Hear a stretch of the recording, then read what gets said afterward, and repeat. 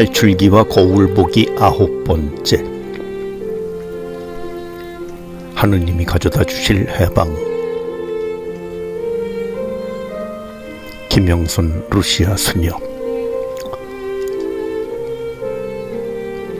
하느님의 주권을 인정하지 않으려는 파라오의 완고한 마음과 하느님의 뜻에 온전히 순종하려는 모세의 굳건한 의지는 이집트 땅에 10번째 재앙이 내릴 때까지 충돌합니다. 10번째 재앙 예고는 모세와 아론을 통해 이스라엘 백성에게만 주어집니다. 파라오에게 이 재앙에 대한 예고가 주어지지 않는 이유는 그 이전 단락을 통해 짐작해 볼 수 있습니다. 10장 28절에서 파라오는 모세의 얼굴을 다시 보게 되는 날 그를 죽여버리겠노라고 협박하였고, 모세는 앞으로 그런 일은 없을 것이라고 말하며 파라오의 곁을 떠났습니다. 따라서 10번째 재앙은 사전 예고 없이 이집트 땅에 발생하게 될 것입니다. 10번째 재앙과 파스카 축제. 10번째 재앙 이야기는 12장 29절 30절에서 아주 간략하게 보도됩니다. 한밤중에 파라오의 마다들을 비롯해 이집트 땅의 모든 마다들과 맏배가 죽임을 당하고 맙니다. 그제야 파라오는 이스라엘 백성이 이집트 땅을 떠날 수 있게 허락해 줍니다. 그러면 10번째 재앙 예고가 이스라엘 백성에게 알려지고, 그 재앙이 발생하는 동안 이스라엘 백성은 무엇을 하고 있었을까요? 그 사이에 이스라엘 백성은 처음으로 그날 밤에 파스카 축제를 지냈습니다. 이스라엘 백성은 하느님이 모세와 아론을 통하여 말씀하신 대로 첫째 달 열흘째 되는 날에 1년 된 양이나 염소 가운데 흠 없는 수컷을 따로 골라 두었다가 이집트를 떠나기 전날 저녁 어스름에 잡아 그 피를 집에 두 문설주와 상인방에 발랐습니다. 그리고 그날 밤에 불에 구워 익힌 고기에 누룩 없는 빵과 쓴 나물을 곁들여 먹었습니다. 다 먹고도 남을 것이 있다면 그것은 불에 태워버렸습니다. 그들은 이 음식을 먹을 때 허리에 띠를 메고 발에는 신을 신고 손에는 지팡이를 쥐고 서둘러 먹었습니다. 그들은 이 밤이 새기 전에 이집트 땅을 떠나게 될 것이기 때문입니다. 이제 이스라엘은 이집트의 종살이로부터 그들을 구원해 주신 주님의 구원 업적을 해마다 기념하고 이 예식을 행하게 될 것입니다. 이 예식은 주님을 위한 파스카 제사이며, 주님께서 이집트인들을 치실 때 이스라엘 자손들의 집을 거르고 지나가시어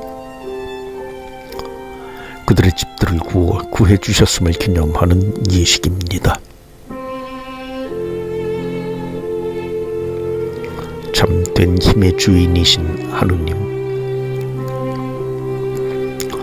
이 본문과 우리 삶은 어떻게 연결될까요? 어떤 면에서 우리의 거울이 될 수 있을까요? 하느님의 결정적인 승리를 가져오게 될 10번째 재앙과 파스카 축제에 관한 이야기를 연결하여 보도하는 방식은 여러 면에서 신앙인들에게 시사하는 바가 큽니다. 우선 이스라엘이 이집트의 종살이에서 결정적으로 해방되는 과정에서 이스라엘이 한 일이 무엇이었는지에 주목할 필요가 있습니다. 성경에 따르면 이스라엘 백성은 그들을 억압하는 힘에서 벗어나기 위해 그 힘과 직접 대결하지 않았습니다. 폭력을 행사하지도 않았습니다. 이집트인들의 맏아들과 맏배가 죽임을 당하는 일에 이스라엘이 전혀 관여하지 않았음을 강조하기 위하여 성경 저자는 그들이 그 시간에 파스카 축제를 지냈노라고 보도합니다. 그들의 자유를 억압하는 악한 힘에 대한 심판은 전적으로 하느님께서 하신 일이었습니다. 이것이 이스라엘의 깊은 신앙 고백입니다.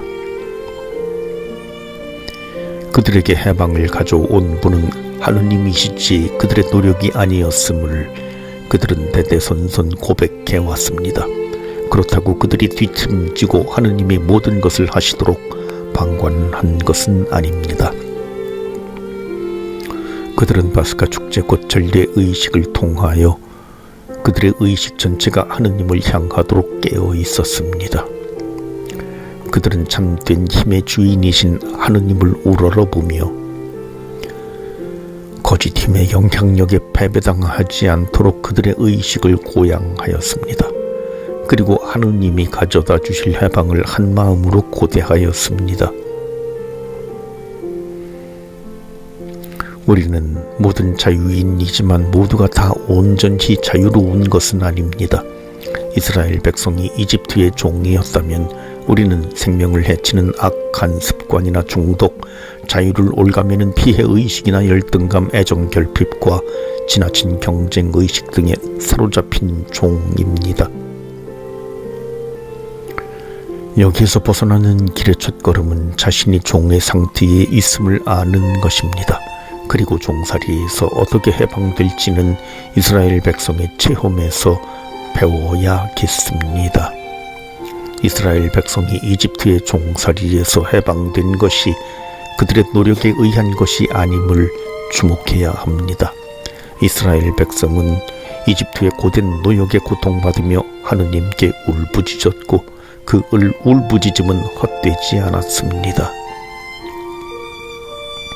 가엾은 이의 부르짖음을 결코 외면하지 않으시는 하느님이 그들이 원하고 바라는 대로 파라오의 억압에서 해방되도록 이끄셨습니다.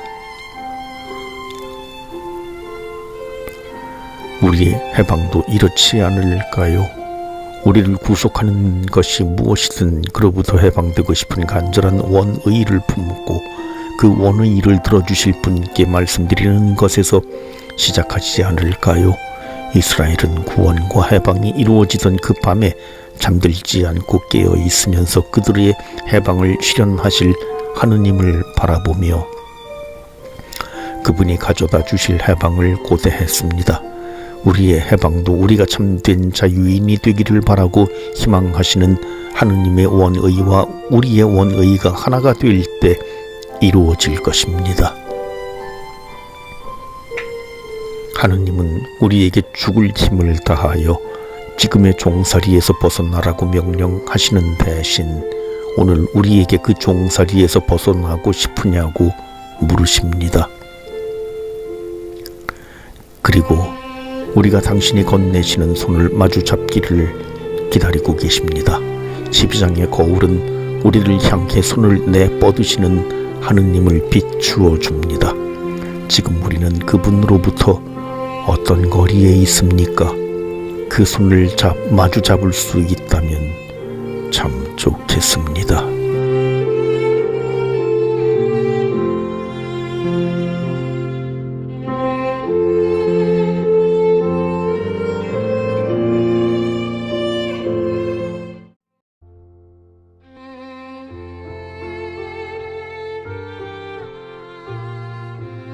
탈출기와 거울보기 10번째. 믿음으로 산다는 것. 김영선 루시아 소녀. 믿음으로 산다는 것은 어떻게 사는 것을 의미할까요?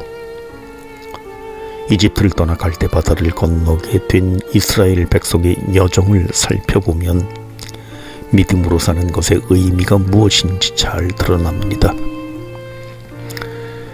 13장 17절에서 이스라엘 백성은 마침내 이집트 땅을 떠나 약속의 땅을 향해 가는 여정을 시작합니다. 그런데 이들은 지름길을 선택하지 않습니다.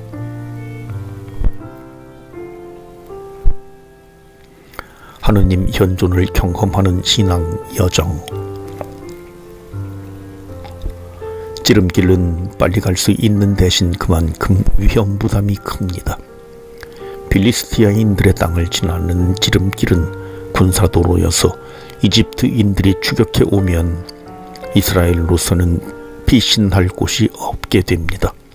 성경은 이스라엘 백성이 닥쳐올 전쟁을 두려워하여 이집트로 돌아갈 마음을 품을까 봐 하느님이 그들을 광야 길로 인도하셨다고 설명합니다. 하느님은 이집트를 떠나 자유를 향한 여정에 들어선 이스라엘 백성을 홀로 버려두지 않으십니다. 그들이 어두운 밤길을 걸을 때면 불기둥으로 그들의 길을 밝혀주시고, 광야의 뜨거운 모래밭길을 걸을 때면 구름기둥으로 그늘을 만들어주시며 함께 하십니다. 잠시도 이스라엘 백성 곁을 떠나지 않으십니다. 이처럼 신앙의 여정은 우리와 함께 하시는 하느님의 현존을 경험하는 여정입니다. 믿음으로 산다는 것은 우리와 함께 하시면서 우리의 필요를 채워주시는 하느님의 사랑을 체험하고 알고 믿는 것입니다. 이 믿음은 하느님의 사랑이 현실적으로 느껴지지 않는 순간에도, 하느님의 현존을 의심하게 되는 순간에도 하느님을 신뢰할 수 있도록 우리를 이끌어 주십니다. 이스라엘 백성도 광야로 들어선 여정에서 이것을 경험했습니다. 시련이라는 신앙의 디딤돌. 이스라엘 백성의 신앙 성숙은 시련 없이 이루어지지 않습니다. 구름 기둥과 불 기둥으로 늘 함께 하시는 하느님의 현존 속에 산다고 해서 이스라엘 백성에게 시련이나 위험이 닥치지 않은 것은 아닙니다. 하느님의 현존은 우리의 삶에서 모든 위험을 제거하는 것이 아니라 인생에서 누구나 경험할 수밖에 없는 시련과 위험을 어떻게 이겨내야 하는지를 가르쳐주는 것 같습니다. 시련과 어려움은 우리 인생의 장애물이 아니라 참된 성장과 성숙에 이르게 하는 디딤돌임을 알려주는 것 같습니다. 이집트를 떠난 이스라엘 백성은 큰 시련을 겪습니다. 파라오가 병거 600대에 이르는 정예 부대와 군관이 이끄는 이집트의 모든 병거를 거느리고 이스라엘 백성의 뒤를 쫓습니다. 피하히롯 근처 바닷가에 진을 치고 있던 이스라엘 백성은 파라오의 병거 소리에 혼비백산합니다. 앞으로에는 넘실거리는 바다 물결이, 뒤로는 추격해오는 파라오의 병거 소리가 그들을 극심한 공포로 밀어넣습니다. 그들은 두려움에 가득 차서 주님을 원망하고 모세에게 이 모든 탓을 돌립니다. 이렇게 죽느니 차라리 이집트인들을 섬기겠다고도 말합니다. 모세가 어렵사리 이루어낸 모든 일이 결국에는 아무 의미도 없는 것만 같습니다. 놀라운 기적으로 이스라엘 백성을 파라오의 소나기에서 구해내신 하느님의 크신 권능을 체험하고도 그들은 그 체험과 현재의 위기를 연결짓지 못합니다.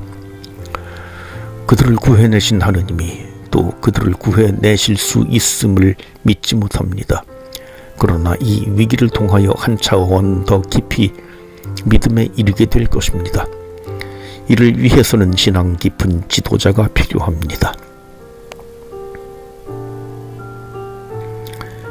시련이 키워낸 굳건한 신앙. 여러분이 모세라면 이 위기의 때에 어떻게 하였겠습니까?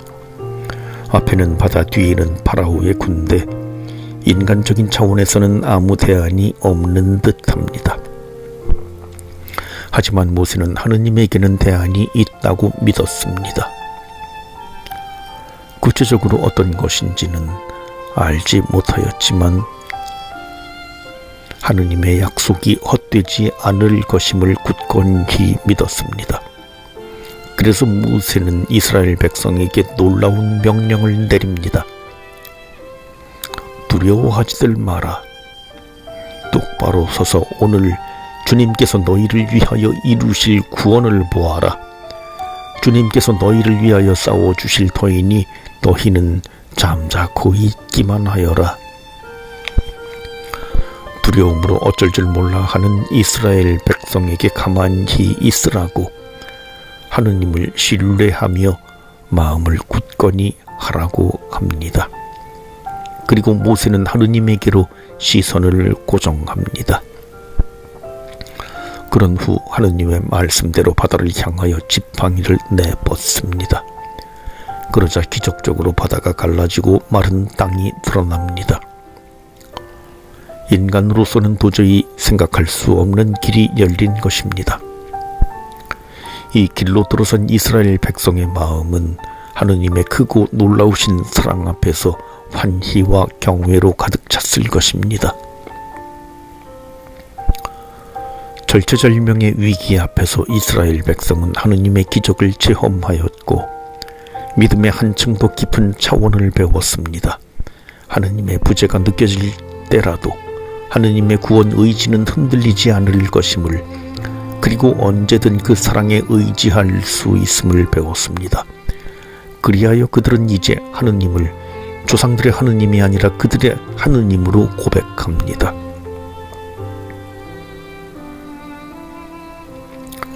우리 자신의 신앙을 돌아봅시다. 일상의 삶에서 구름 기둥, 불 기둥으로 우리와 함께 하시는 하느님을 체험합니까? 시련이 닥치면 곧바로 하느님의 사랑을 의심하고 하느님이 아닌 다른 존재에 의존하려 하지 않습니까? 우리가 경험하는 시련이나 위기가 우리를 더 깊은 신앙으로 이끄는 하느님의 초대장임을 알아볼 수 있습니까? 곤란과 어려움 가운데 하느님을 신뢰하며 가만히 있을 줄 압니까? 모세가 이스라엘 백성을 이끌고 나올 무렵에는 아직 필리스티아인들이 가나안 땅에 들어오지 않은 때이므로 필리스티아인들의 땅을 지나는 길이라는 표현은 탈출기 시대보다 훨씬 더 후대에 살았던 저자가 사용한 표현입니다.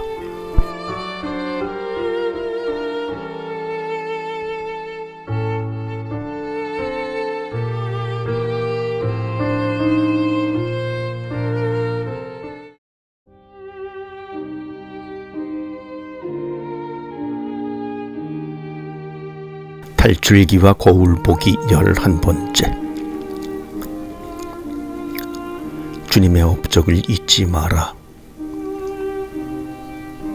김영선 루시아 소녀. 이스라엘 백성은 갈대바다 앞에서 하느님에게는 불가능이 없다는 체험을 했습니다. 인간으로서는 도저히 벗어날 길 없는 진퇴양난에 처해서 모든 가능성이 차단된 듯한 위기 앞에서 그들은 하느님의 열어주시는 새로운 가능성을 체험하였고, 그 체험으로 그들의 가슴은 환희로 터질 듯하였습니다. 모세의 노래에는 바로 그 환희가 생생하게 담겨 있습니다. 하느님의 구원 업적에 대한 기억이 굳건한 믿음의 밑거름. 모세는 백성을 대표해 그들을 추격하는 파라오 군대의 위협에서 그들을 건져주신 구원의 하느님을 노래합니다. 필리스티아인 주민들이 등장하는 것으로 보아 이 노래가 모세 시절에 지어졌다고 보기는 어렵습니다. 필리스티아인들이 가나안 땅에 정착한 것은 이스라엘이 이집트 땅을 떠나던 때보다 훨씬 뒤인 기원전 12세기이기 때문입니다. 그러면 왜 성경의 저자는 바다의 기적 사건 뒤에 모세의 노래를 두었을까요? 이처럼 이야기와 노래를 연결해 놓은 곳이 또 있습니다. 판관기 4-5장입니다. 여자 판관 드보라가 바락 장군과 함께 이스라엘을 가나안 임금의 압제에서 건져낸 이야기 뒤에 드보라의 노래가 나옵니다. 모세의 노래도 드보라의 노래도 모두 하느님이 이스라엘에 이루어 주신 구원 업적을 기억하기 위해 지어진 노래입니다. 그들은 하느님의 이스라엘의 구체적인 역사의 현장에서 그들과 함께 하셨으며 그들을 위기에서 구출해 주셨음을 잊지 않고 기억하고자 하였고, 이 노래들을 부르고 들을 때마다 그들을 구원하신 하느님의 업적을 기억할 수 있었습니다. 여기서 우리는 기억이 우리 신앙에 얼마나 중요한 위치를 차지하는지 알 수 있습니다. 이스라엘 백성이 대대손손 하느님의 구원 업적을 노래하며 기억하고자 한 이유는 무엇일까요? 하느님이 그들에게 당신에 대한 감사를 요구하셨기 때문일까요?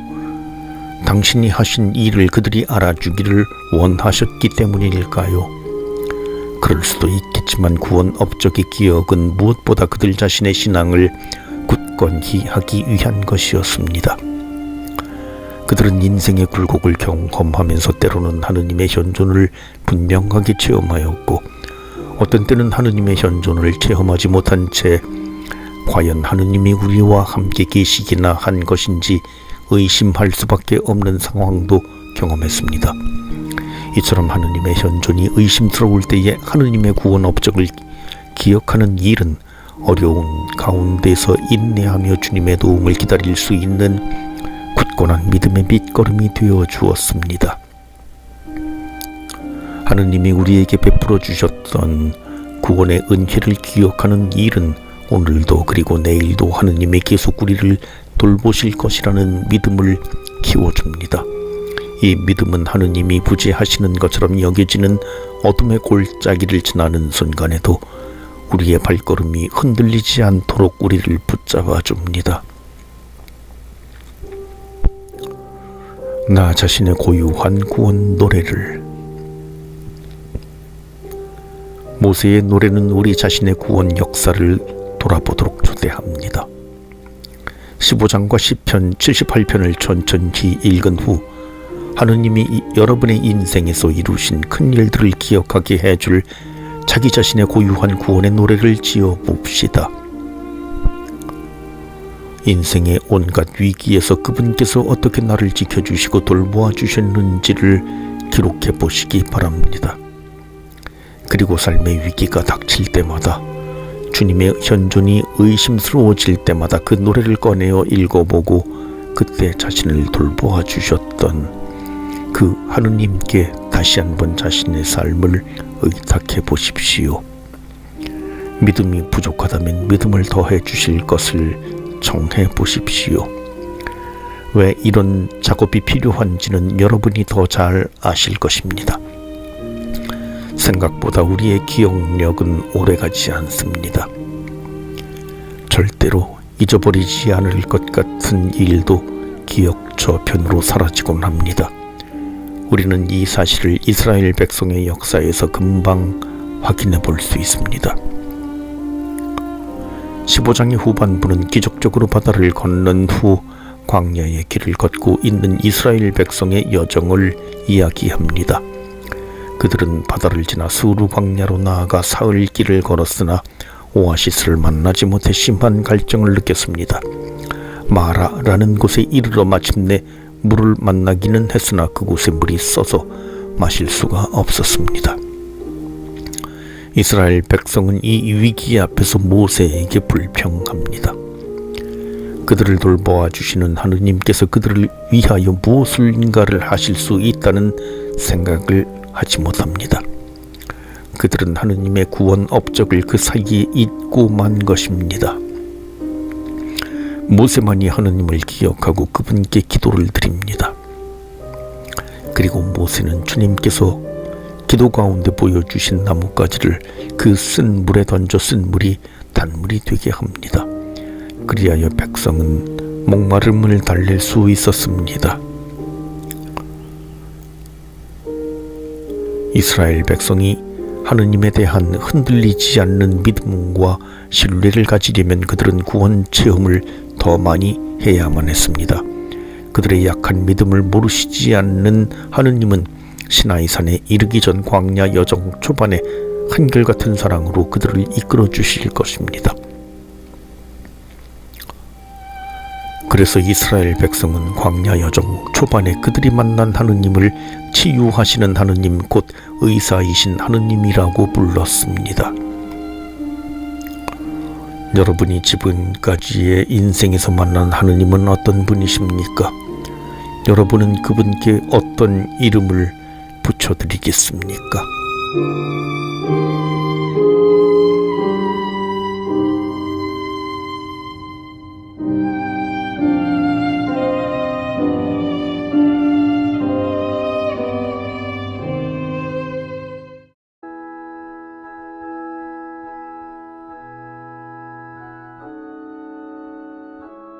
탈출기와 거울 보기 12번째.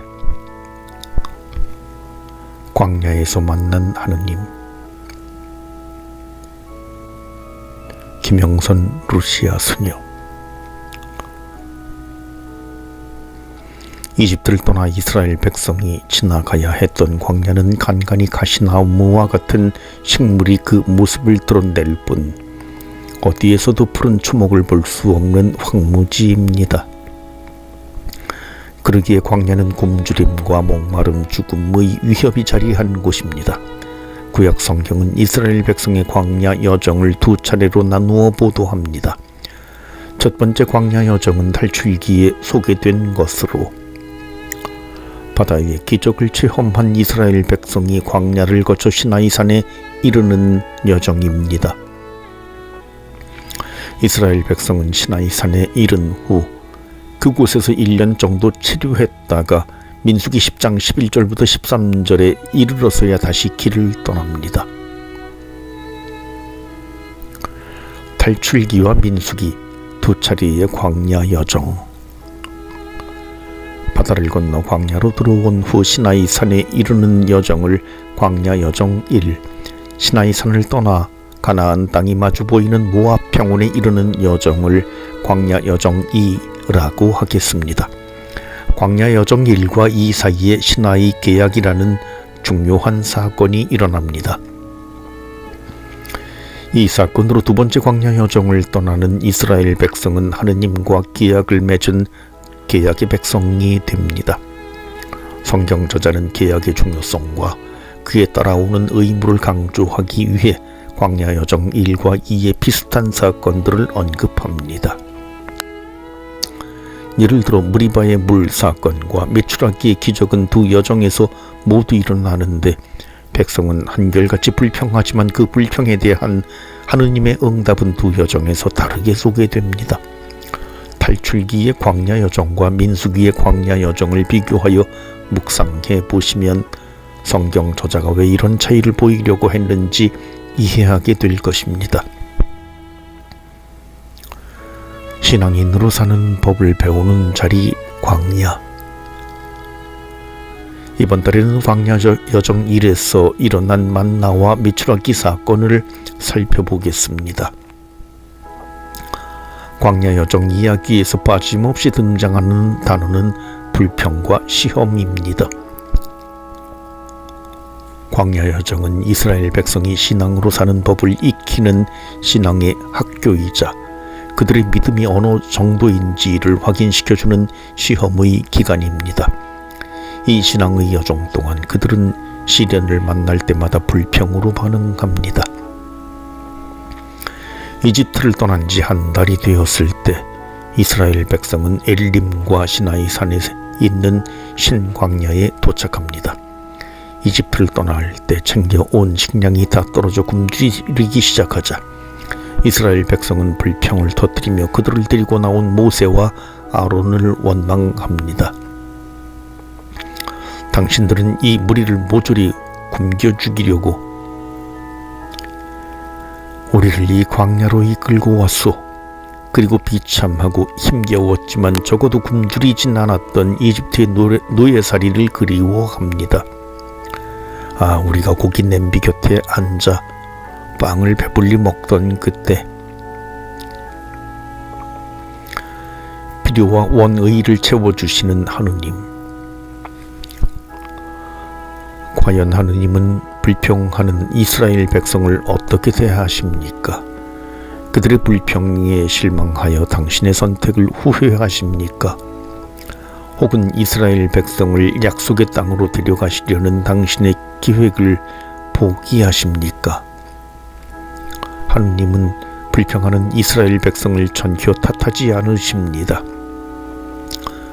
그들의 불평을 들으신 후 그들의 바람대로 손수 먹을 것을 마련해 주십니다.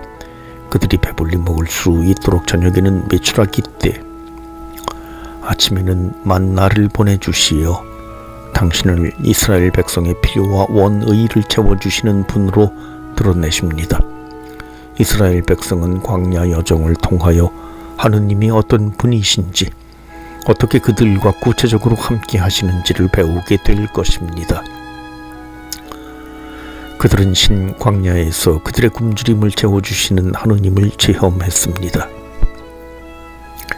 이스라엘 백성을 광야로 초대하신 하느님께서는 그들이 이 배움의 학교에서 당신을 신뢰하며 사는 법 또한 배우기를 원하십니다.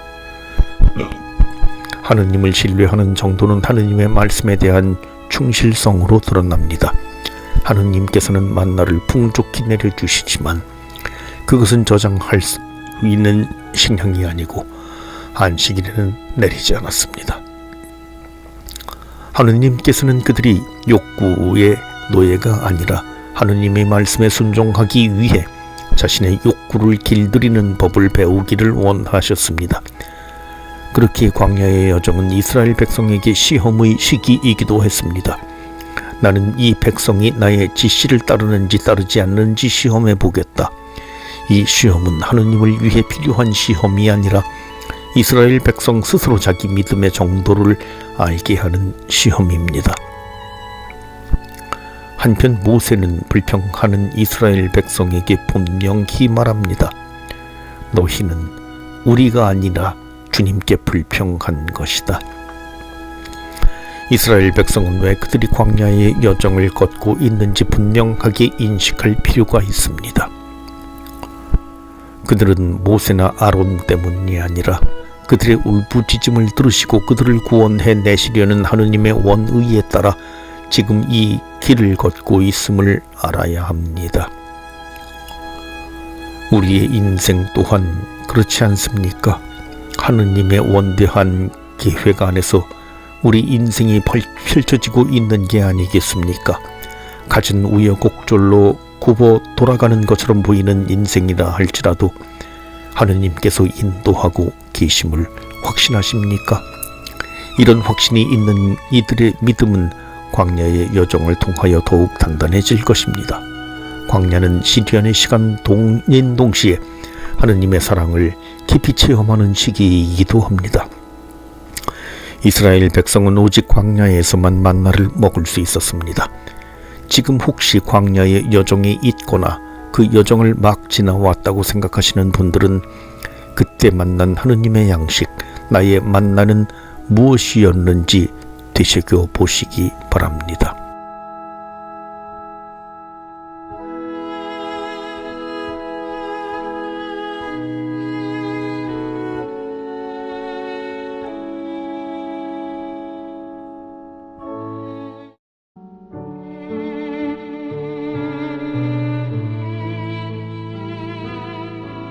탈출기와 거울보기 13번째 마사와 무리바의 물.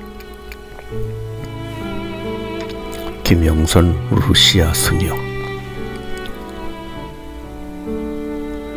말씀의 거울은 참 신비합니다. 거울이 오래되면 반사 기능이 떨어지기 마련인데 말씀의 거울은 전혀 낡지 않습니다. 바라보면 바라볼수록 점점 더 세밀하게 우리의 모습을 되비춰 봅니다. 이달에 우리가 읽을 말씀은 탈출기 17장 1절부터 7절입니다. 이 짧은 말씀이 얼마나 우리의 모습을 속속들이 드러내는지를 깨닫게 되면 감탄하지 않을 수 없습니다. 이스라엘의 백성은 주님의 말씀에 따라 신광야를 떠나 르피딤이라는 곳에 진을 치게 되었습니다. 하지만 그곳에는 오아시스가 없었습니다. 가지고 있던 물이 다 떨어져서 목이 말라 있었던 백성에게는 가혹한 시련이었습니다. 이스라엘의 백성은 모세에게 달려들어 물을 내놓으라고 외칩니다. 그리고 왜 그들을 이집트에서 데려 나왔느냐고 모세에게 불평합니다. 지금까지 하느님께서 베풀어 주신 모든 기적을 망각하고 또 이렇게 불평하는 이스라엘 백성을 누구도 쉽게 비난할 수 없습니다. 마실 물 이외에는 다른 것을 생각할 수 없을 만큼 그들이 목마름이 다급했다고 보아야 할 것입니다. 그들은 죽음의 위기에 처했던 것입니다. 이 짧은 단락의 마지막 구절인 7절을 보면 이스라엘 백성은 이 위기 앞에서 하느님의 존재마저 의심하였던 것으로 보입니다. 주님께서 우리 가운데 계시는가 계시지 않는가?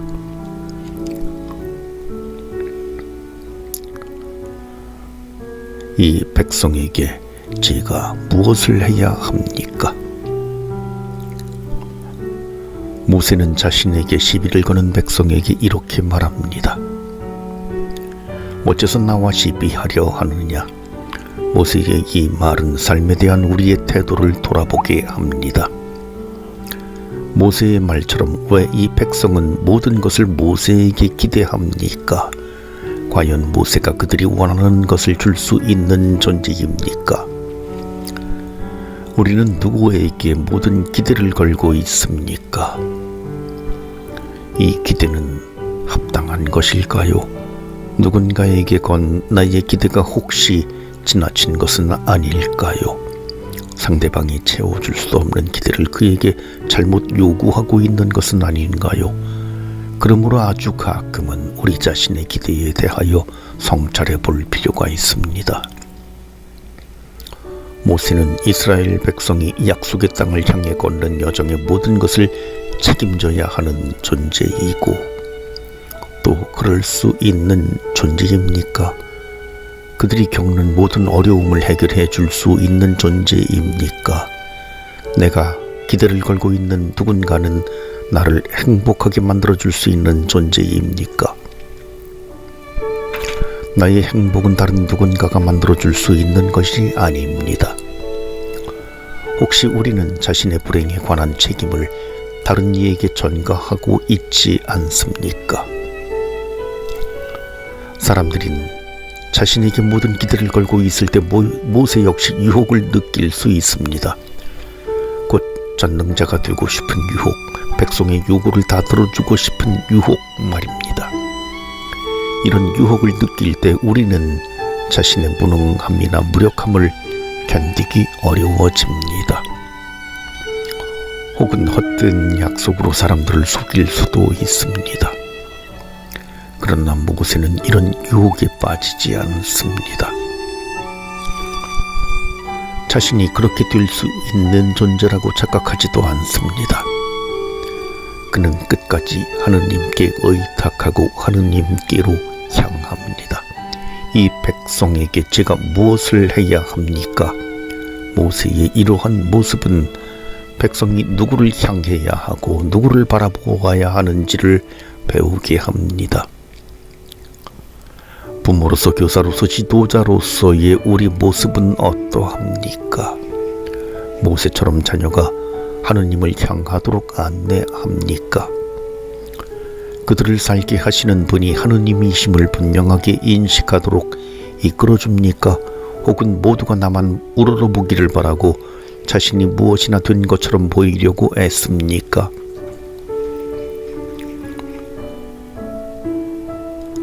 그대로 하였다.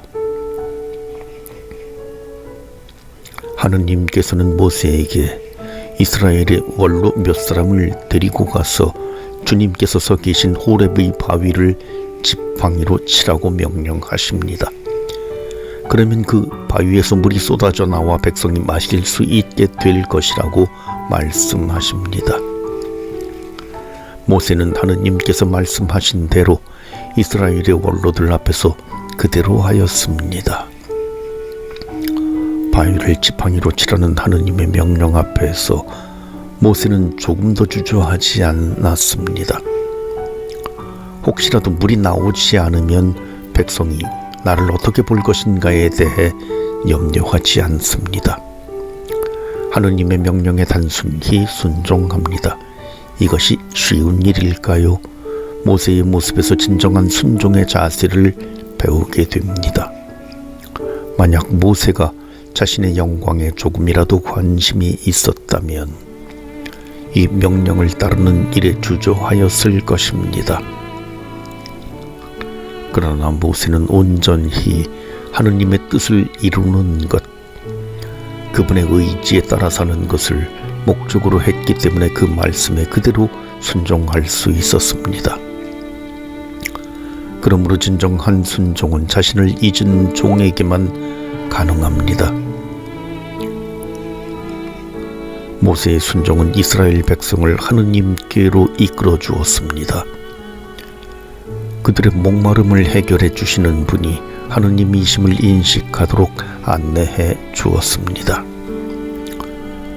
르피디미 바위에서 솟아나오는 물로 그들의 타는 목을 죽이면서 이스라엘 백성은 그들의 목마름을 채워주시는 하느님,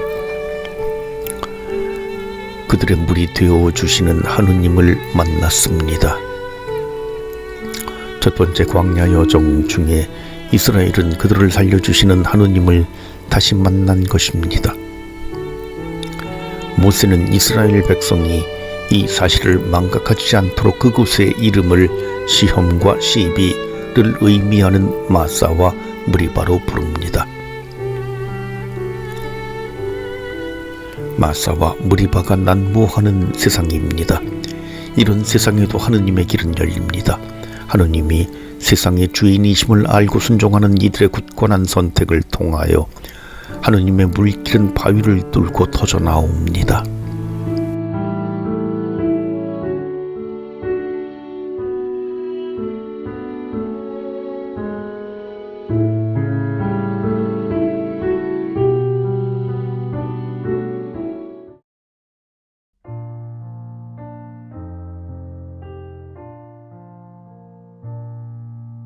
탈출기와 거울보기 14번째. 주님은 나의 깃발 야훼 니시. 김영선 루시아 수녀. 이스라엘 백성의 첫 번째 광야 여정은 광야 삶의 고단함을 잘 보여줍니다. 낮에는 뜨거운 태양이 광야를 달구고 밤이면 칠흑 같은 어둠과 함께 급격히 식어버린 대지가 한기를 뿜어냅니다. 광야의 혹독한 기후는 식물이나 동물에게도 가혹하기는 마찬가지입니다. 그 때문에 광야를 지나는 이들은 목마름과 굶주림을 피할 수 없습니다. 구원의 사다리인 광야 여정. 하느님의 선택을 받은 이스라엘 백성도 광야에 들어선 첫 순간부터 시련에 부딪혔습니다. 하지만 이스라엘 백성의 광야 여정은 광야가 그저 고통스러운 장소이기만 한 것이 아님을 잘 보여줍니다. 그들은 광야의 곤란 가운데 구름 기둥과 불 기둥으로 함께 하시는 하느님, 물과 음식이 되어주시는 하느님을 만났습니다. 그들은 또 광야에서 자신들의 부끄러운 민낯을 마주하였고 약속의 땅을 향한 그들의 결단이 얼마나 허약한 것인지를 발견하였습니다. 그러므로 광야는 하느님이 누구이신지 그리고 우리가 누구인지를 발견하는 장소입니다. 이 두 가지 알미 결여된다면 진정한 신앙에 이를 수 없습니다. 그러므로 광야는 참된 신앙이 이르기 위해 누구나 거쳐야만 하는 장소요 시기라고 말할 수 있습니다. 이스라엘 백성이 성숙한 신앙에 이르기 위하여 광야를 거쳐야 했다면 오늘 우리가 거쳐야만 하는 광야란 무엇일까요? 오늘 내가 경험하고 있는 시련과 고통이 혹시 그 광야는 아닐까요? 이스라엘 백성이 걸었던 광야 여정은 오늘 내가 겪고 있는 시련과 아픔, 고통과 쓰라림을 새로운 눈으로 볼 수 있게 도와줍니다. 피하고만 싶고 없었으면 좋겠다고 생각되는 시련이나 아픔이 하느님의 구원을 필요로 하는 가난한 나를 마주하게 하고 그 가난한 나를 당신의 부요로 품어주시는 하느님을 만나게 하는 구원의 사다리가 됩니다. 모든 것을 주관하시는 하느님, 이달에 우리 거울이 되어줄 탈출기 17장 8절부터 16절은 이스라엘 백성이 광야에서 경험한 새로운 시련을 소개합니다. 지금까지 경험한 시련이 굶주림과 목마름이었다면 이번에 이스라엘 백성이 겪는 고통은 적의 공격으로 인한 생존의 위협입니다. 이스라엘 백성이 광야에서의 고된 행군에 지쳐 르피딤이라는 곳에 진을 치고 있을 때, 곧 그들이 무방비 상태가였을 때 아말렉족이 그들을 공격하였습니다. 아말렉족은 가나안 남부 지역에 해당하는 네겝이라는 광야를 차지하고 활동하던 유목민들인데, 광야를 지나던 이스라엘 백성이 그들의 존재를 위협하는 것으로 여겼던 모양입니다. 과연 이스라엘 백성은 이 위기를 어떻게 극복하였을까요? 그들은 무장을 갖추지도 못했고 그들 대다수는 어린이와 노인, 여자들이었습니다. 성경 저자는 이 전쟁에서의 승리가 인간의 힘에 달린 것이 아님을 분명하게 말합니다. 우선 모세는 여호수아라는 젊은이를 뽑아 다른 장정들과 함께 아말렉족과 싸우게 합니다. 모세 자신은 하느님의 지팡이를 들고 아론과 후르와 함께 언덕 꼭대기로 올라갑니다. 모세가 팔을 들고 있으면 전세는 이스라엘이 유리해지고, 지쳐서 팔을 내리면 다시 전세는 불리해집니다. 그리하여 아론과 후르가 모세의 팔을 해칠 때까지 받쳐주었고 마침내 이스라엘은 승리할 수 있었습니다. 이 이야기가 강조하는 바는 이 전쟁의 승리가 여호수아의 용맹함이나 훌륭한 지도력 때문도 아니요 모세의 공로 때문도 아니라는 것입니다. 승리는 전적으로 하느님으로부터 온 것이며 그들을 위험에서 보호해주고 지켜주시는 하느님에 대한 신뢰로 인한 것입니다. 이를 분명하게 알고 있던 모세는 자신이 팔을 쳐들고 있었던 그 자리에 제단을 쌓고 야훼 니시라고 불렀습니다. 주님은 나의 깃발이라는 뜻을 지닌 이 말은 전쟁의 승리가 오직 주님으로부터 왔음을 고백하는 것입니다.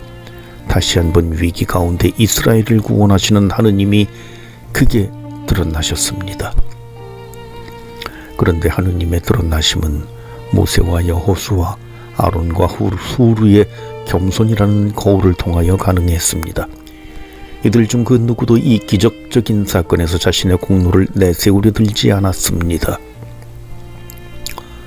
그들은 오직 하느님 덕분에 그들이 무사할 수 있었음을 정직하게 고백하였습니다.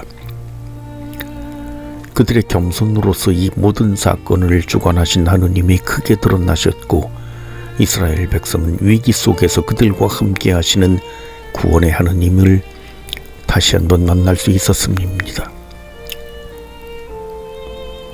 르피딤이라는 광야에서 야훼 니시를 고백하였던 모세와 여호수아, 아론과 후르의 거울에 우리 자신을 비추어 봅시다.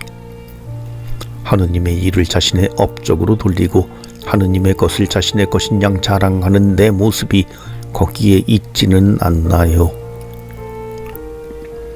세례자 요한은 예수님을 두고 그분은 커지셔야 하고 나는 작아져야 한다고 말하였습니다.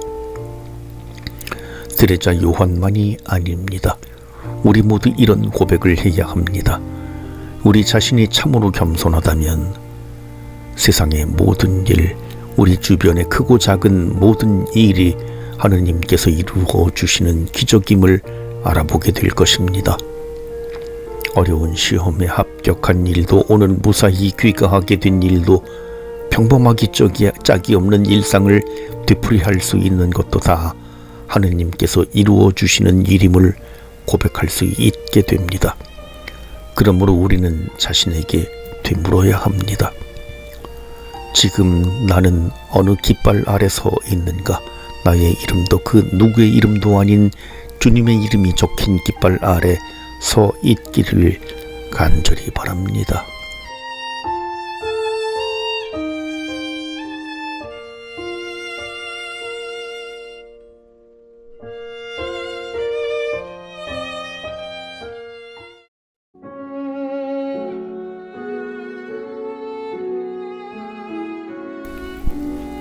탈출기와 거울보기 15번째 짐을 나누어 져라.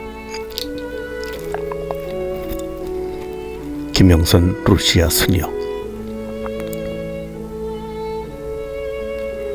18장은 첫 번째 광야 여정 중에 발생한 마지막 사건, 곧 모세의 장인 이트로의 방문에 관한 이야기입니다.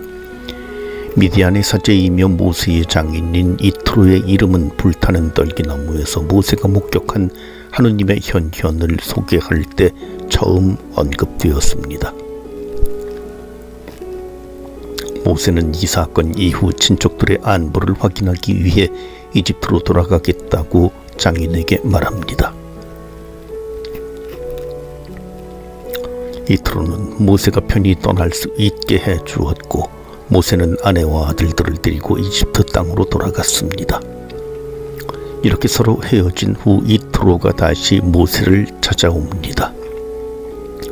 친정에 가 있던 모세의 아내 치포라와 그의 두 아들 게르솜과 엘리에제르를 데리고 모세에게 온 것입니다. 모세가 언제 자신의 아내와 아들들을 이트로에게 돌려보냈는지 우리는 알지 못합니다.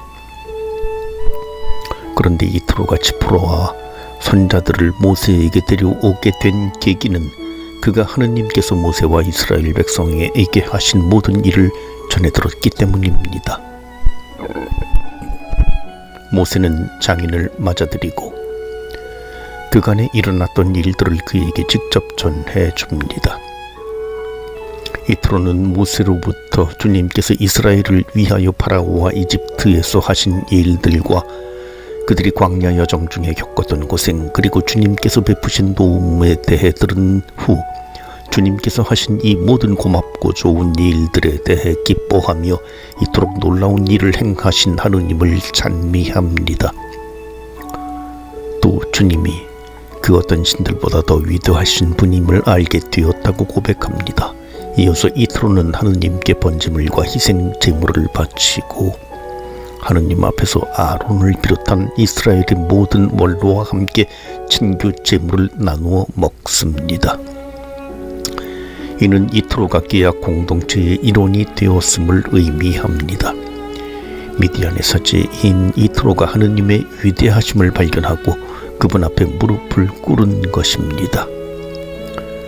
그리고 이트로는 모세에게 새로운 리더십에 대해 조언해 줍니다. 18장 13절부터 26절은 이스라엘의 사회 조직에 확립된 배경을 소개하는데 민수기 11장과 신명기 1장 9절부터 18절을 함께 비교하며 읽어볼 필요가 있습니다. 이들은 동일한 사회 조직의 확립 과정을 설명하는 서로 다른 세 가지 이야기입니다. 먼저 민수기에서는 백성에 관한 무거운 책임을 혼자 감당하기 어려웠던 모세가 이를 주님께 하소연하자 주님께서 모세에게 원로 70명을 뽑아 만남의 천막 주위에 둘러서게 하고 모세의 영의 일부를 그들에게 나누어 주셨습니다. 즉 모세의 짐을 나누어질 원로들의 선정은 하느님의 말씀에 따라 이루어졌습니다.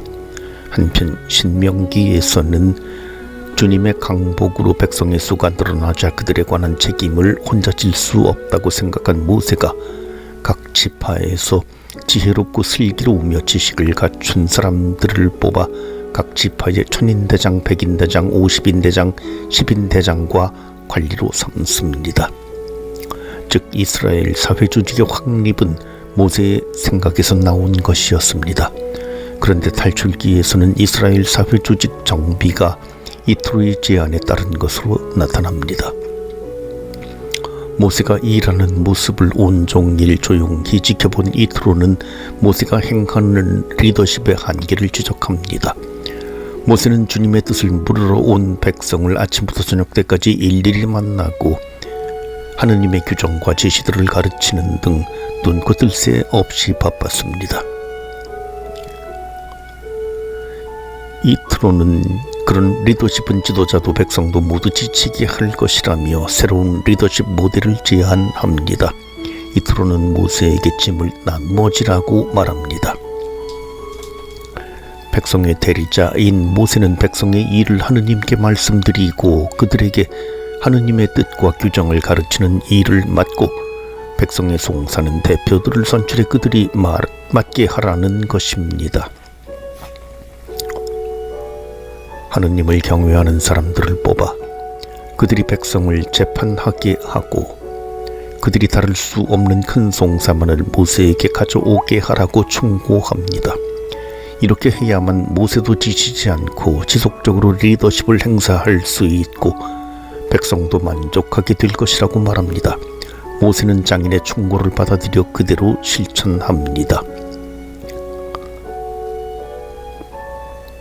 이 사건 역시 우리 자신을 돌아보게 하는 훌륭한 거울이 됩니다. 이토르의 지혜도 그의 충고에 기꺼이 귀를 기울이는 모세의 겸손도 거울로 삼을만 합니다만 이토르가 제시한 리더십의 형태 또한 우리의 모습을 비추어 볼 좋은 거울이 됩니다. 모세만큼은 아니라도 우리 역시 각자가 속한 삶의 영역에서 크고 작은 책임을 지고 삽니다.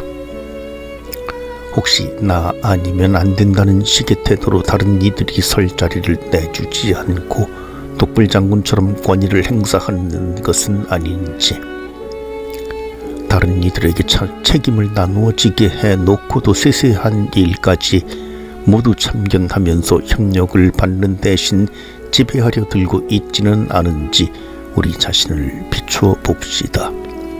이토르는 모세와 작별하고 제5장으로 돌아갑니다. 그리고 더는 등장하지 않습니다. 자신의 지혜로 모세를 구속하는 대신 뒤돌아보지 않고 자신의 갈 길을 훌훌 떠나는 이토르의 뒷모습도 아름답습니다. 우리의 뒷모습도 이렇게 아름다웠으면 좋겠습니다.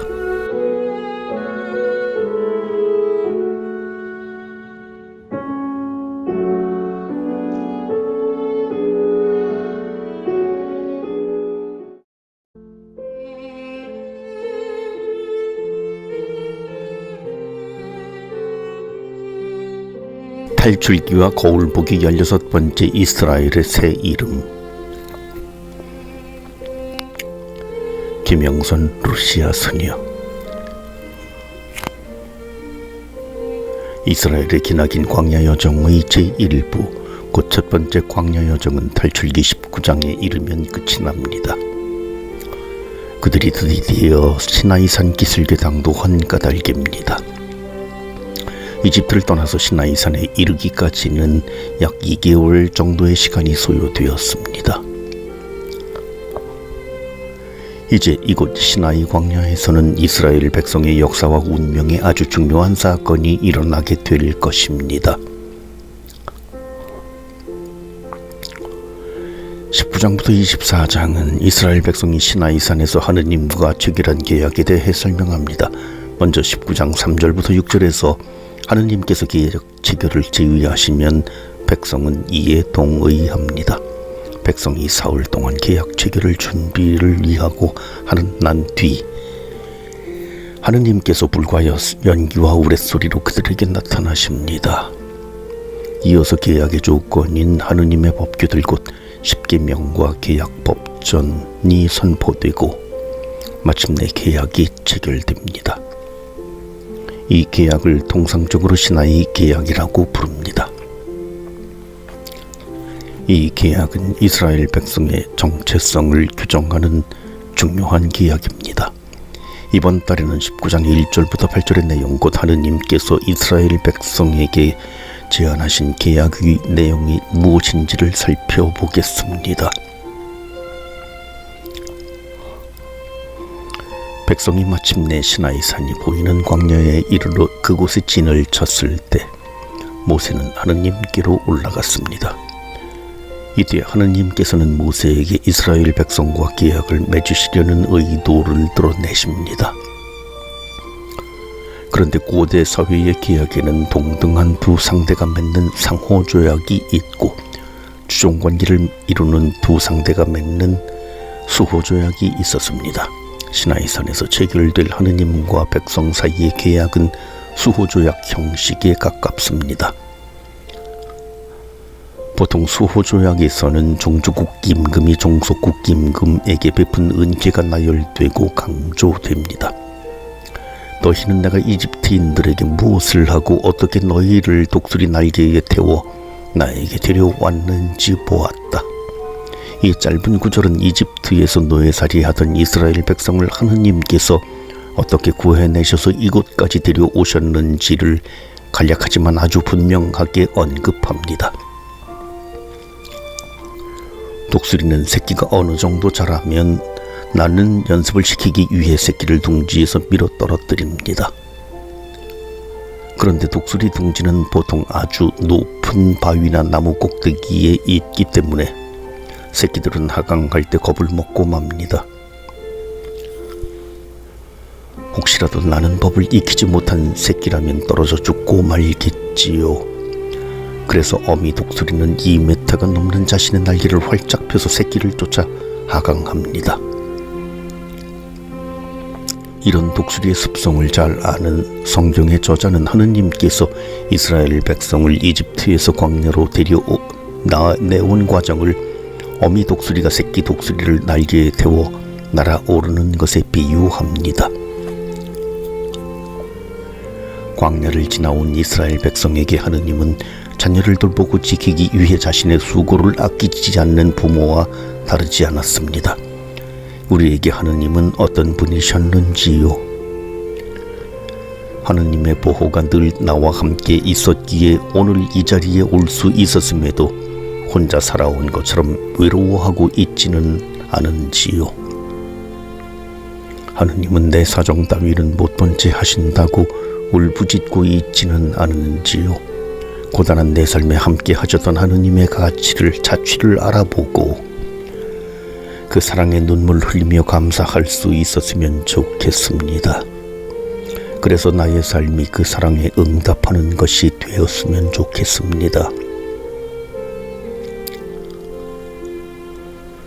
고대 근동의 수호조약이라는 형식을 다루고는 있지만 이 계약은 법적인 구속력만을 갖는 무미건조한 계약이 아니라 사랑을 베풀고 그 사랑을 체험한 사랑하는 이들에 맺는 사랑의 계약입니다. 이 때문에 첫 번째 광야 여정 전체는 하느님께서 얼마나 큰 사랑으로 이스라엘 백성을 인도하고 보호하시며 그들의 필요를 채워주셨는지를 부각합니다. 이스라엘 백성은 하느님의 가없는 사랑을 체험함으로써 그분이 누구신지를 알게 되었고 이제 그들은 하느님과 계약을 맺을 수 있는 상대자가 되었습니다. 계약의 내용은 이러합니다. 만약 이스라엘 백성이 하느님과의 계약을 성실히 지키기만 한다면 그들은 이제 하느님의 소유가 되고 사제들의 나라가 될 것이며 거룩한 민족이 될 것입니다. 곧 이스라엘 백성은 이 계약을 통해 새로운 정체성을 얻게 될 것입니다. 소유에 해당하는 히브리어 서굴라는 누구에게도 양보할 수 없는 귀한 보물을 의미합니다. 따라서 이스라엘 백성은 하느님과의 계약으로 하느님의 귀한 보물이 될 것입니다. 또한 그들은 하느님과 다른 백성 사이를 중개하는 사제의 직분을 수행할 것이며 하느님에게 속한 거룩한 민족, 곧 하느님의 것이 될 것입니다. 이스라엘 백성은 이 계약을 통해 이름을 얻게 됩니다. 그들은 하느님의 제안에 주님께서 이루신 모든 것을 실천하겠다고 응답했습니다. 하지만 그들의 응답 안에 담긴 구체적인 내용이 무엇인지를 그들은 더 분명하게 인식할 필요가 있었습니다. 이 때문에 이스라엘 백성은 사흘을 따로 떼어내어 계약을 체결하기 위한 준비를 하게 될 것입니다. 이스라엘 백성이 시나이 계약을 통해 새 이름을 얻었다면 시리때 하느님과의 계약을 통해 우리 각자가 얻은 새 이름은 무엇입니까? 나는 그 이름에 걸맞게 살고 있습니까? 혹시 새 이름을 얻고도 여전히 낡은 인간으로 살아가는 것은 아닙니까? 나의 새 이름을 기억하고 그 이름으로 새로워지는 한 달이 되기를 바랍니다.